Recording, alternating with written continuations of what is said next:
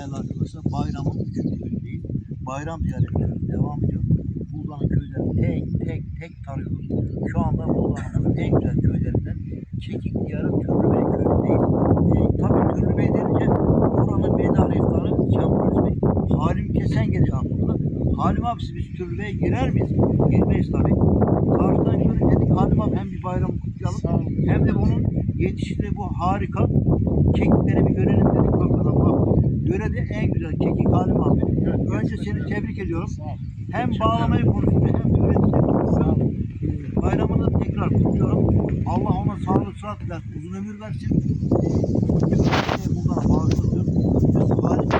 Bayramı bağlamak, harika bağlamaları değil, Türkiye'ye namı kaldı. Yani böyle ürettim. Tekrar kendisi olmasını istiyorum. Bu arada